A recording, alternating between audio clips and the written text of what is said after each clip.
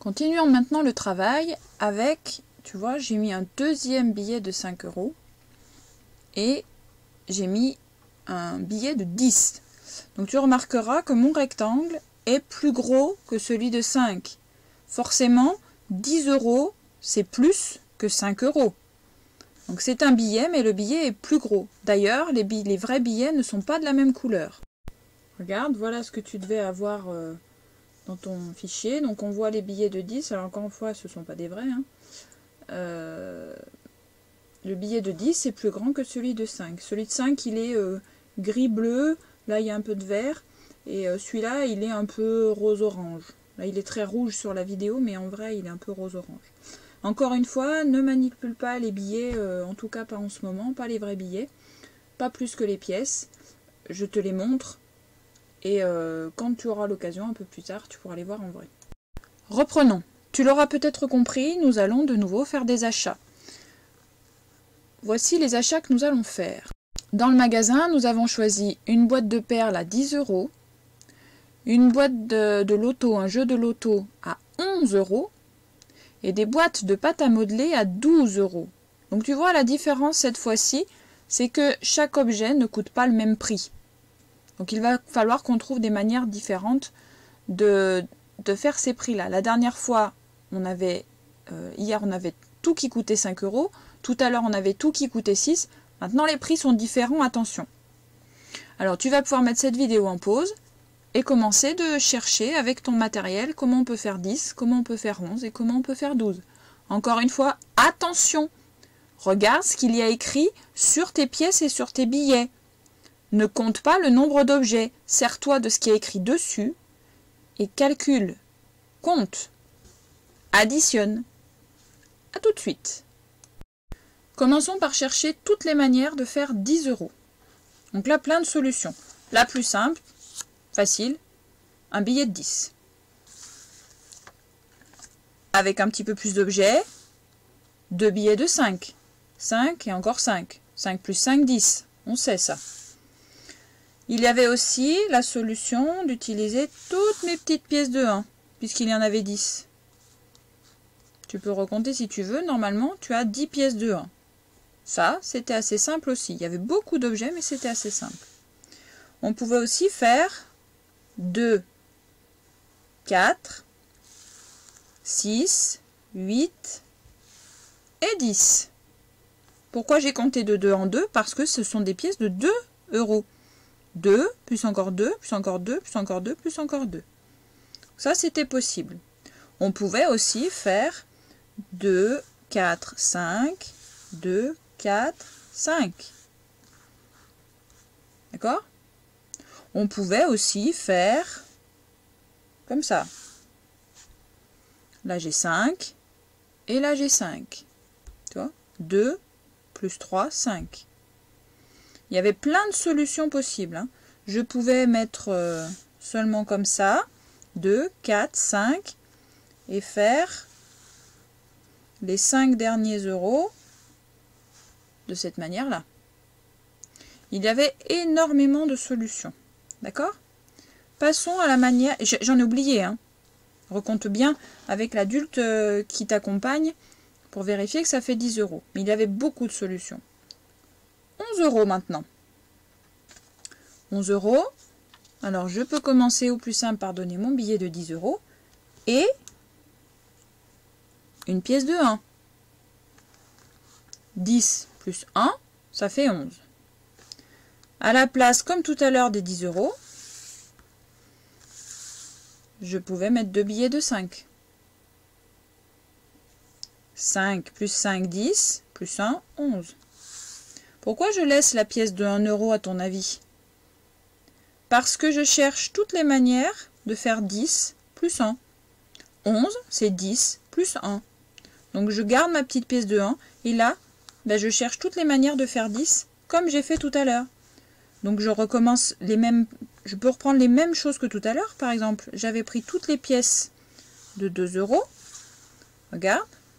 2, 4, 6, 8, 10, plus 1, 11. Je pouvais aussi mettre 2 j'ai bougé, pardon. 2, 4, 6, 8,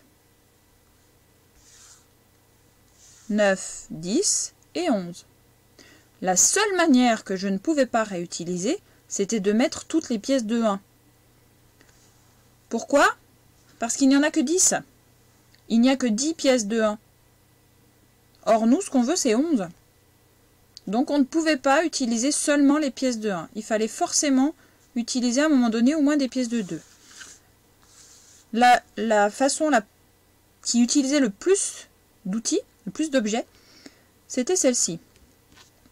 On mettait, regarde, 2, 3, 4, 5, 6, 7, 8, 9, 10 et 11. Il nous restait qu'une seule pièce de 1. 2 € plus 9 €. Tu as bien compris que pour faire 12 €, du coup, c'était un petit peu la même chose. On ne pouvait pas prendre toutes les pièces de 10, puisque toutes les pièces de 1 €, puisqu'il n'y en a que 10. Nous, on veut faire 12, ça dépasse. Mais 12, rappelle-toi, c'est 10, 1. 10 € plus encore 2 €. Donc, à nous de trouver toutes les manières de faire 10 plus 2. Donc, on pouvait faire 10 plus 2. La différence, c'est qu'ici, on pouvait faire 10 plus 2 comme ça, ou alors comme ça. Ça, c'est la manière qui utilise le moins d'objets. La manière qui utilise le plus d'objets, c'est... Alors, quand je t'ai dit qu'on ne peut pas utiliser toutes les pièces de 1, on ne peut pas les utiliser toutes seules. Mais je peux faire toutes les pièces de 1 €, autrement dit, les 10 pièces. 1, 2, 3, 4, 5, 6, 7, 8, 9, 10. Donc là, j'ai 10 €. Sauf qu'il faut encore 2. 10 plus 2. Comme tout à l'heure, on pouvait utiliser de nouveau les billets de 5. 5 plus 5, 10, plus encore 2, 12. Ou alors 5 plus 5, plus 1 plus 1. Ça, c'est possible. Je pouvais aussi faire 2, 4, 6, 8, 10. Autrement dit, prendre toutes mes pièces de 2 €. Par contre, là, j'ai pas d'autre solution que de faire 10 plus 2, les 2 € qui manquent, avec des pièces de 1. Je suis obligée puisque je n'ai plus de pièces de 2. Tu as compris?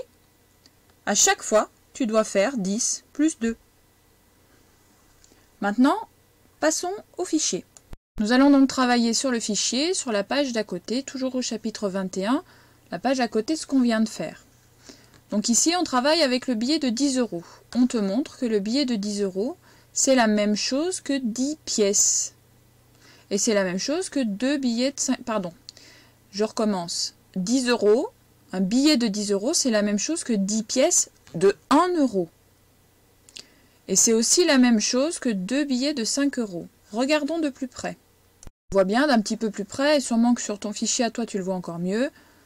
Un billet de 10, ça vaut 10 pièces. Tu peux les recompter, il y en a bien 10. Donc on va écrire juste au-dessus. Un billet de 10 € vaut 10 pièces de 1 €. Alors je suis désolée, mes nombres ne sont pas en entier. J'arrive pas aujourd'hui à les mettre en entier. Écris-les bien et écris-les bien sur la ligne. En dessous, on peut dire aussi qu'un billet de 10 € vaut combien de billets? Regarde, c'est dessiné. Il en faut 2. Parce qu'il faut 2 fois le 5 pour faire 10. Continuons.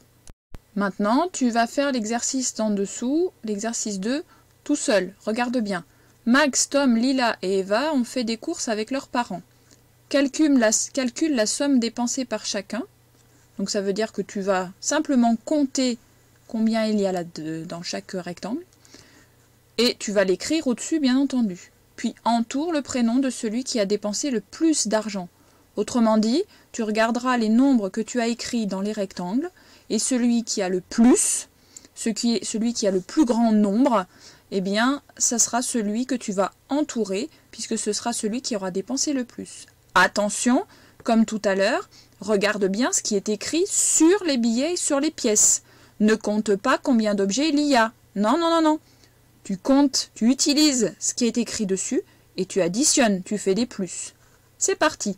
Je te retrouve juste après la pause pour la correction.